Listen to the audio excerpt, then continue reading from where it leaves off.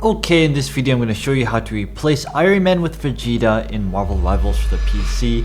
It's very easy to do, so try not to skip any steps. Okay, I'm going to put this link in the video description, but all you gotta do is download it, and once you've downloaded it, it will look like this.